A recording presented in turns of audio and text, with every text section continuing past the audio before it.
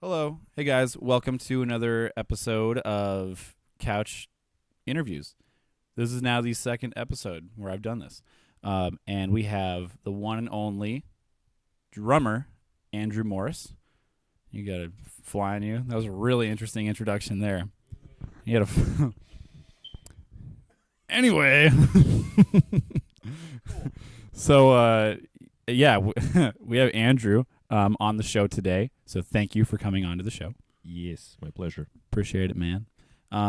So what I wanted to circle back to really quick, for those who don't know, Andrew and I have actually performed some music together. He's played drums for a few shows now. Before I give my full, perspective, point of view on how we met, what do you recall from how we first met?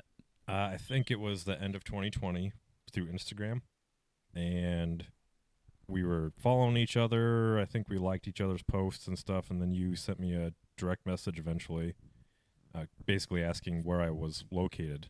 I think. Slid into your DMs. Yeah, slid right into my DMs. The only one. But anyway, yeah, and then you said there was a show, I think, coming up in January of 2021, and we just started getting together to learn songs, practice songs. Yeah, so here's what's funny about that. When I talked to him, I I had already booked a show that required a full band that I didn't have at the time. So I was like, here's the thing. I was kind of frustrated with not having the ability to go play anywhere, not have a band and everything. So that's not the best approach, I would say. But I just kind of did it where I'm like, okay, I'm just going to book a show and then kind of backtrack from there. Be like, now, if I could just fill in the blank with a drummer, that'd be awesome. Then if I had a bass player, then if I had a keyboard player or whatever. So I kind of scaled back after I already set the due date. So he just, he was kind enough to be like, hey, I will do my best to come onto this show and see what we can do. And it just kind of went from there with it. So yeah, that's how that's how we got to know each other. And since then, we've played in a few spots. Like, we played in Fort Wayne one time. Yep, the Ruin. Or twice. Twice. Played in Fort Wayne twice. What was the first one? It was like a festival. Yeah, it was actually like a year ago.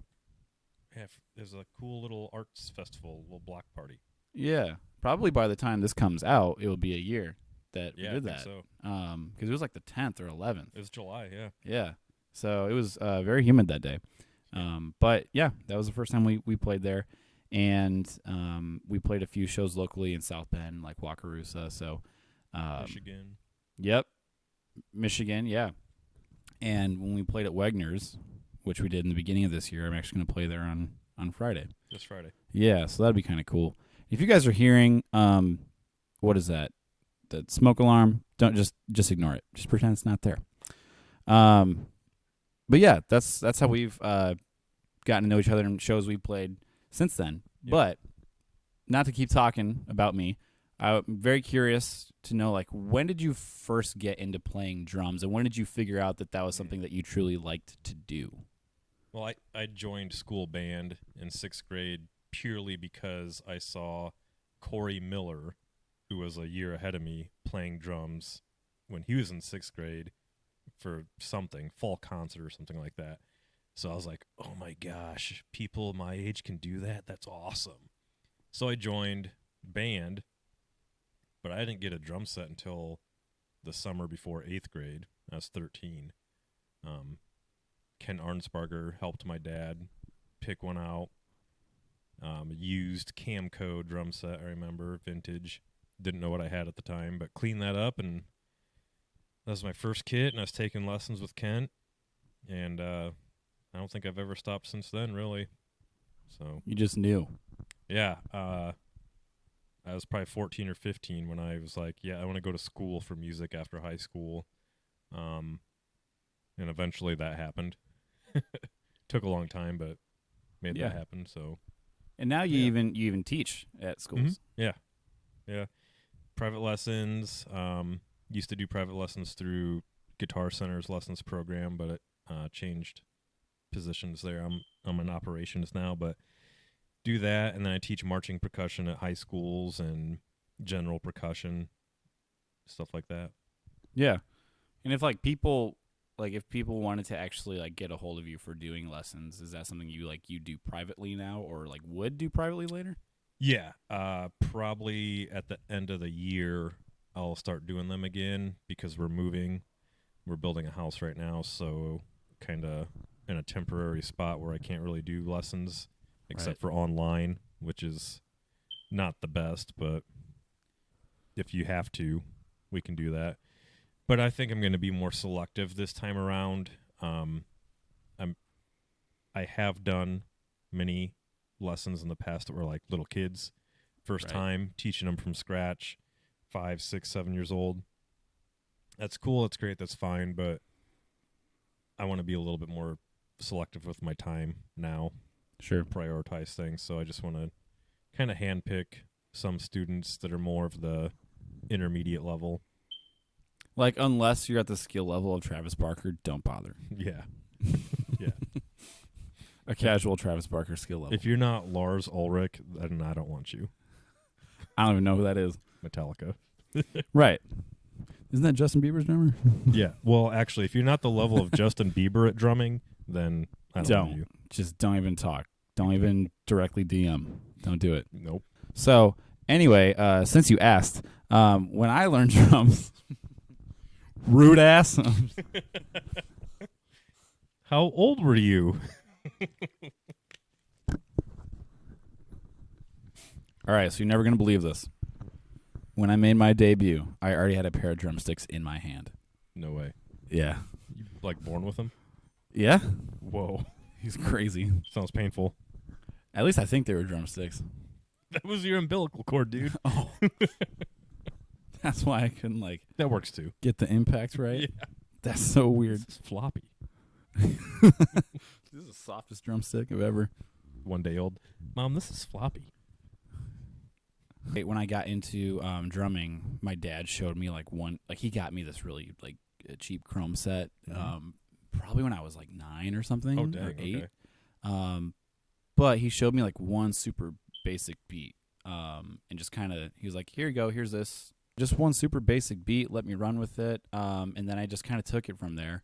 And there were many years of playing very horribly in my parents' basement where they had to endure me playing drums off beat or just, they let me just kind of go. But that was kind of how I took off with drums. Yeah. So that was kind of like my initial start.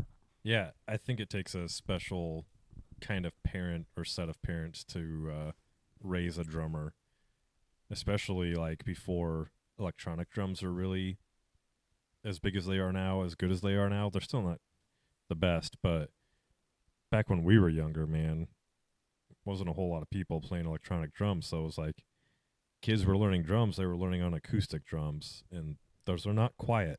So to have parents that like not only tolerate it but even like encourage and support it, I think we're extremely lucky to have that.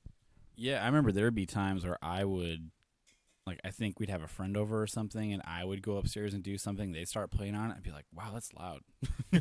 And I'm like, dude, my parents endured that for years. Yep. So I was like, wow. I've always been grateful to kind of think about that when I'm like, my parents let me just kind of go crazy, Dude, for sure. like my entire childhood. And I know there's other parents where they don't really put up, or they don't like to put up with that, and they make the kid like, hey, either stop playing or you get an electronic drum set. And I was like, man, my parents just kind of let me go wild. So Yeah. I've always been grateful for that. But I've thought sometimes, the older I got to, I'm just like, an electronic set would probably be better. At certain times. I totally want one now, but I'm the kind that's like, if I don't get the best, I don't want it. Right. So If you don't have if you're not playing a real set, it doesn't feel real. yeah, which I guess there's some of those too. It's like a real set, but it's technically electronic, and I haven't really been able to test any of those out yet, so I don't know. Right. They look cool, I guess. Yeah. Over the span of years of playing drums, what's been your most favorite type of genre that you enjoy to actually play, whether you're just playing stuff by yourself or you're actually out with other bands performing songs with them? What has been the one you enjoy the most? That's a difficult question. I love fused genres, you know? So like almost anything with rock, any subgenre of rock. I really love when people mix reggae and rock together a lot. I like all different kinds of like alternative hard rock type of stuff. I like some punk stuff, pop punk. Yeah, I don't know, man. There's a lot of stuff I love to play, and I feel like I go through seasons too. Like I'll be really, really into playing a certain style for months or maybe a year, and then I'll be like, oh, this other stuff is really, really super fun to play. For 1 or 2 years, I was really super into like Afro-Cuban stuff because I took a class, and it's just so different and wild, and I love it. But I didn't have anybody to play it with, you know. So I was playing to like recordings or just practicing the drum grooves of that style. So, but yeah, I'd say different subgenres of like kind of harder rock are my favorite to play. But what about the ones you hate? Country? No, I take that back. Certain types of country, like the really old traditional country, it's not very fun for me to play on drums. Like the ones where you can hear the banjo in it? Actually, banjo music's cool, but I don't know, just like whatever the popular country music was of like the 50s, 60s, 70s. So like Johnny Cash. Johnny Elvis? Cash is my favorite country artist. So no. Okay. But kind of yes, similar, you know. The same little swang to it, or the country twang? Yeah, it's or just the like yeehaw in it. Not your jack, style. Dunk, jack, dunk, jack, dunk, jack, dunk, jack. You know, the whole time My grandpa would consider that like too much rock. Yeah, you're right. My bad. My dad would tell me that, like, no, he would tell me the story where, my dad would tell me that his dad would hear that kind of music and be like, that music's always got that boom, boom, boom to it. We're like, say what? Grandpa, can you not repeat that ever again, And please? he's talking about that kind of music you just described. Man, yeah, I don't know. Obviously, he's from a slightly different generation. Right. Yeah. I don't know. It's The way he described it would like crack me up, but yeah, it's just like I'm over here just like like okay. I wonder I what respect it it, though. feels like about ballads, because that's, I mean, really slow, sparse drum set parts. That's boring to play to me. You know, like give me something that challenges my brain a little bit more, I guess. Yeah, give me that death jazz rap. You know, Yeah. it's like let me go into another realm. My favorite. Yes. Yeah, everyone. That's the mainstream right now, Yeah. right? For sure. The mumble rap. Yeah. If it's not in 17, 16 time, I don't want it. Don't even want it. Don't even play it. That 4/4 stuff, it's out. No one listens to that. Lame. No one Common listens to that time. except everyone. All right, it's so Yeah. out. It's only every song on the radio. Do you find it difficult to talk about music with other musicians? Yes. I find it incredibly hard. Yeah. For the most part. Everybody has learned, when it comes to like bands and rock bands, stuff like that, everybody has learned music so differently. From self-taught to formally taught to I learned it on YouTube from people I've learned half formally, half self-taught. It's just so hard to be on the same page sometimes, you know. Sure. One thing that stands out to me is, I guess, musicians' ability to, when they perform, let other people know that they are, or that they can be like the best at what they do. Or I guess they just the ability to want to show off, and like I understand it. Yeah. Because you want to look good. You want to like know that you can perform well in front of people, but I heard something one time that says a lot of musicians want to show you how good they are instead of just like making us I don't know, just like playing a song really well or like playing a song good. They want to just make it more so around them. I think that's Yes. one thing. also another thing I've noticed is it's I feel like unless you're playing super complicated stuff, it's hard to like. I don't know. I feel like you can't talk to musicians about stuff unless it's like a complex piece, or if it's like I write these 3-chord songs. It's like, ugh, you're one of those guys. It's like, I guess I try to look at it from if you were just someone looking into that, you didn't have a background with music, or you don't. I guess you have like a better appreciation of it. Or you're not so fixated on, well, how technical is this piece? You're just like, does it sound good, or does it kind of speak to you just as is? I guess that's what I'm trying to say. I say it's even harder for me to listen to music and enjoy music now that I understand it so much more. Like, I know what's going on, I know what they're doing, Yeah, because it's like I can't listen to music and not think about what time signature it's in, how many measures a phrase is, how they moved from a verse to a pre-chorus to a chorus to a instrumental break, whatever. It's just like I can't just sit there, hear it, and enjoy it and not think about what's happening technically at all, you know? Okay. I get that. Do you I think one of the spots I'm trying to come back from is I see people play stuff that is very simple, but it sounds really good. Nirvana, dude. There's that. I mean, it can be any genre, Yeah. but they'll think like it's not. They'll think it's not good, like the artist, because it's simple. But it's like it doesn't. It has nothing to do with how simple or complex it is. It's like, is it like to you? Does it speak to you, right? As the artist writing the piece, does it speak to you? And then, kind of looking from the outside in, do you think someone else would look at that and say like, wow, like that was really cool, Oh yeah. And maybe sometimes you won't, as an artist, you won't see that, and someone else will see it. Like if you're at a show and you play that thing, you don't think anything of it. Someone else can see that and think it was incredible. For sure. I've been in bands before where we'll have songs, original songs, and like I'll think this song is okay. It's all right. It's kind of like if we were to put it on an album, it'd totally be a filler song. But then we do it live in front of people, and they're like, oh, that song, you should play that song tomorrow night or whatever because that was my favorite. And it's like, what?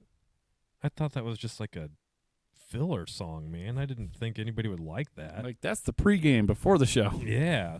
It's weird, Yeah. Because when it's your own music, you're attached to it differently than somebody else hearing it for the first time. Yeah. One song that's always stuck out, one that we've played, is Silence of the City. Mm-hmm. I usually get someone that'll say, dude, that was a lot. Or like, in a good way. They're like, dude, that was so cool. Like, the chord layout of it, the way it sounds, and the way it's just kind of like a very fast, like, boom, in your face, done. Sure. Like a really quick 1-2. And when I came up with that, I was like, man, this is whatever. Really? Like, I was like, okay, like, I want it to be like this boom, quick, punchy, aggressive thing, over. And I'm like, great, now let's make a real song. And then someone's like, dude, that's really cool. And then I'd hear that from different people throughout a few years. And they're like, yo, you should drop this one as like your thing. So I'm like, huh, interesting. I remember people reacting to it pretty well, playing that live a few different times. So, yeah, I mean, it's funny that you feel that way about it, but yeah, I mean, I've experienced the same thing before. It's you never know like what people are going to attach to. It's weird. It's like, it's just hard being this successful out here. Yeah, right. So good. All 10 listens on Spotify. It's crazy, dude. I've got 2 monthly listeners. Yeah, this is what fame feels like, baby. Yeah, so there's that. But yeah, that's the thing too. I've kind of going back to the thing where I would talk with other musicians about music, and they would talk about all the technicalities of it. And I guess I try to look at it from.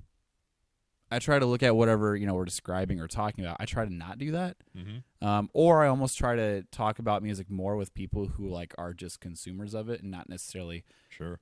I think just because of how critical you can be when it comes to the whole topic, it's really refreshing to talk to other people who just don't have that same aspect and that same perspective. You can just kind of like all right, you can ease off Yeah. a little bit. You be like, yeah, you can still appreciate. It helps you still appreciate music just as a whole. I think there's a line that musicians need to decide what side they're going to be on. Are they going to make music and play music for themselves or for other people? Because you can totally do both. But whatever you're doing, if it's your own project, if you're making your own music, I think you need to decide: is this cathartic for me, or am I trying to connect to other people and give them a feeling? You know, Right. I feel like it's always super intentional, no matter how any artist tries to like play it off. Like, dude, I was just doing this for me, never to take off. It's like, nuh-uh. I mean that might happen with some people, but it's like you can't take off nowadays unless you're like gigging hardcore, touring. It's like Making hella YouTube videos. you're trying to connect with people at that point. Yeah. You know? It's not like, I think there was like a thing with Nirvana, Kurt. I think there was like a thing or like an interview or something where he played it off like, I didn't even want this to happen. It's like, whatever, man. You didn't put your whole soul into that for it to not happen. It's like, come on. Yep. But The whatever. days of luck are over, I think, and have been for a long time. It's like if you're getting recognition, Now you just gotta twerk your big butt on TikTok. Yeah, that's true. Start an only TikTok fans I account. should wear less clothing. Yeah. Definitely. Yep. While drumming. While drumming, yeah.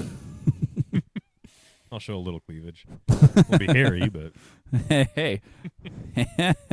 Blocked. Anyway. Banned. So moving on. God. Yes. Our Lord and Savior. Our Lord and Savior, Jesus Christ. Took a shower. It's been 1 week since I wiped. Bruh. With all the shows we played so far, what's the weirdest thing that's happened thus far?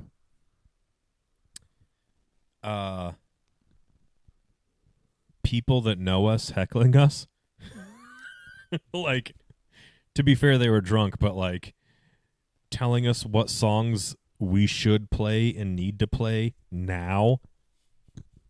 Like pretty much after we're basically done for the night. We're done, yeah. You know, and like getting mad about it, and it's like you realize that we can't just collectively pull a song out of our butts, right? Like if we don't know the song, we don't know the song. I mean, And just because you love that song doesn't though? mean we should know it. You know. what was the song? Oh gosh, I don't even remember. Probably something really easy to learn, but it's like if you don't know it, you don't know it. Backstreet Boys meets Probably Selena Gomez. Some abstract artist like that. Ariana Grande.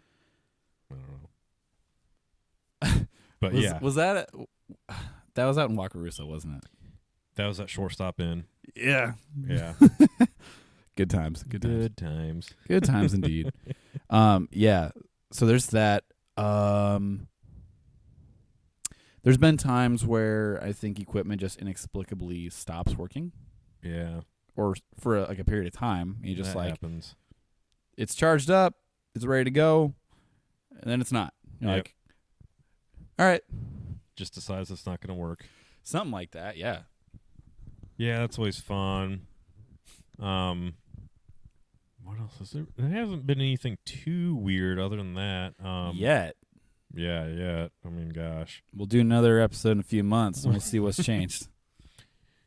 So this one time, So one time my pants were off when you came in. That was crazy. that was awesome. At the show, At the show. everyone was like, "What?" Oh, you got up on the bar like you were literally playing guitar and singing on the bar. Oh yeah. So I forgot about that, and I even saw a photo of it today. Really? But yeah, like there was one place we played at, and there's the bar, and they're like, "You should get up on the bar and play." So I had my wireless mic and guitar, got up on the bar area, and I'm like 6 foot even, and my head would go up into the ceiling, so I had to move a tile so I could stand up all the way. So you just see this guy standing on the bar, and his head, like you can kind of like, that's where I cut off. You can just see like this dude's head is up in like the rafters or whatever, It was really weird, but it was kind of cool. I've never done that before. Well, and it was like almost in a separate room from the stage, kind of too. Yeah, so it was just like a slight delay and everything. I was like, well, it's kind of weird, but I did it. It was cool. People loved it for sure. Yeah. It's funny because I think when here's something that's funny about like cover shows for bands. Mm-hmm. I've never wanted to follow, I think, the typical formula that I think a lot of bands approach shows with. Like if they're playing at a bar, and it's like a cover show, they act like there has to be this thing where it's like there's no originals. It's always this way in this format. You can't go outside of it. I feel like there's some unspoken thing about that where it's For like sure. they bands will get into this fixed approach where they can't ever change it up or innovate a little bit. I've always thought it's not necessarily just about, okay, you're doing the cover songs. It's more like that plays a part in it, but it's not just about that. It's, are you getting the people there to have a really good time? That's what's like the biggest thing I've noticed. And it's like, if you are, you could be playing your latest thing you made. And like, if you get the people connected with you and they're having a good time, which you're not going to do that every single time.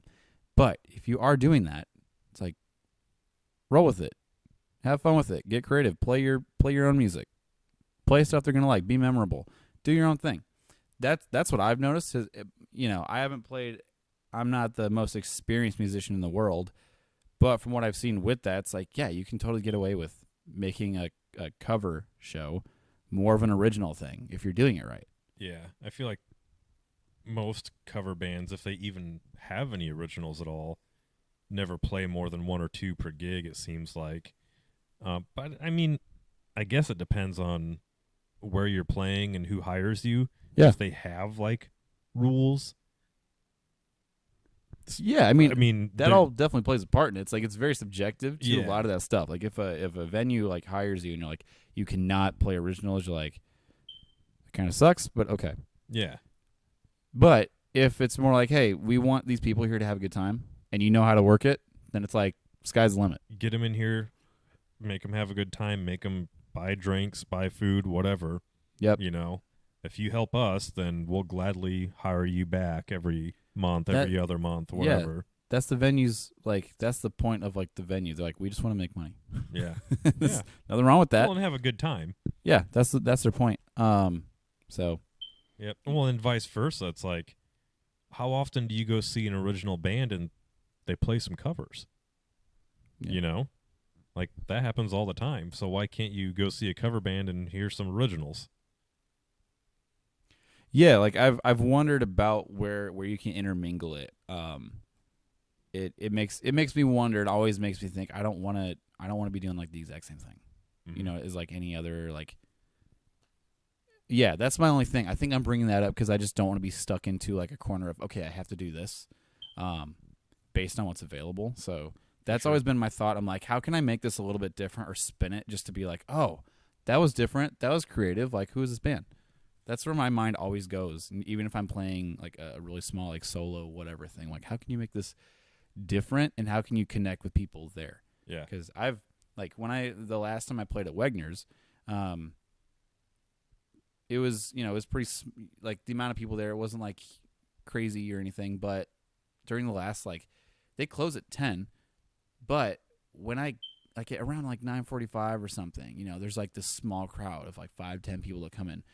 I'm like, those are the people that you have the most fun with. Oh, yeah. Because, like, they don't heckle you, but they will engage with you, and you can, like, talk a lot of smack back and forth, and it's funny. Yeah. It's like they have a good time and they're like, oh my God, play like your heavy, like they like, hey man, play your heaviest song. And I played one of my originals and the dude was like sitting there the whole time just like, dude, that was sick. It was really funny. He was like, it was really funny to like connect with people that way. It's like, that's the thing where I'm like, dude, it doesn't matter if I'm playing in front of 5 people or like 50 or whatever it is. If you can connect with people like that, I think, dude, that makes the whole like experience like totally worth it. And I guess in my mind. For sure, because like I've played with so many people and I've seen so many people at those 5 to 10 people gigs, and it's very obvious that they're like, gosh dang it, I wish there was more people here. I wish I was playing for a bigger crowd. And it's like, the big artists that have made it and are playing for, hundreds of thousands of people went through the same thing at one point, but they performed the exact same way for the 5 or 10 people that they'd perform for 500, 1,000 people, Right. And I think that's part of what makes the difference. It's like, if you're not at least portraying to the people around there that you're having a blast and you're really into what you're doing and you're sincere about what you're singing, about what you're playing, they usually can tell, Yeah. I think the one thing that's always stuck out to me is, for one, when I was younger, probably like 10 years ago, I would think, I'm making myself sound like I'm like 55. I just mean like, You're not? I'm like 65. Oh, my bad. Back in my youth, I only wanted to play shows where it's like, dude, it's got to be like really big. I don't want to do it. Now I'm like, dude, these like really small shows are so much fun. There's like 15 people there, but we're going to like party with these 15 people. It's intimate. So and fun. You can like... They're right there. It's like you can roast them right there. Yeah, you can heckle back and forth with them. Yeah, that's cool. Yeah. That's always been like the most fun experience I've realized. And it's like, it's very raw. It doesn't have to be perfect as much as you might want it to. Like, maybe the sound isn't technically as good as it could be. Maybe, but it's, I don't know. That all seems to play a part. And it's it just, that comes down to like who you are as a I don't know. Maybe it's not for everyone, but Sure. I don't know. That seems to bring like the most raw performance, or like the whole, I don't know, the demeanor and the attitude of everything of like those small shows I've noticed it's a lot of fun. For sure. Bringing it back to like specifically playing drums, I've always been more into playing stuff where I can change the drum fills at each gig. I don't have to do the exact same thing. I keep it similar. It's in the same style, same vein, and then like the grooves are pretty much the same every time, but like I don't want to play note for note the exact same every single time I play a song, because to me, part of what makes something sincere instrumentally is what you're feeling, So if you can't be spontaneous a little bit, it kind of takes away that like genuine authenticity sometimes. Yeah. That's a good point. So, I mean, if I'm getting hired to play something note for note the same every time, sure, but you better be paying me well if you want me to do that. Like $5 whole. Yeah, at least $5. Maybe $6 plus tax. If it's 4 hours, I want $7 per 4 hours. Yes, I know it's a lot, but money don't grow on trees. Wait, what? If you could instill some words of wisdom upon our audience, our vast audience, before this video ends, what would you say to them right now? I would tell those 9 people. You gotta look right in the close up. You 9 people out there, words of wisdom. Shower at least every other day. Wear deodorant, maybe even antiperspirant. Cologne, perfume, that helps. Brush your teeth, chew gum. Do your laundry. Also, remember to poop. Wipe after you're done pooping. Use wet wipes. That's all I'm going to say. Not the dry stuff. Yeah, if it's more than 4 or 5 wipes, just might as well get in the shower. Yeah, you might as well wash that off along with your nasty sins, you heathens. That's right. Go to church. Get away from me, Satan. Worship Jesus. But really do worship Jesus. Yeah. Go to church. It's cool. Yep. Do that. All right, bye. Bye.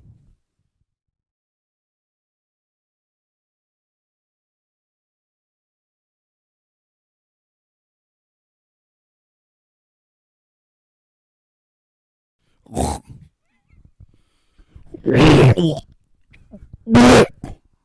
wonder how that sounds. That's going to blow my speakers when I listen to that. Dude. You're going to have headphones on?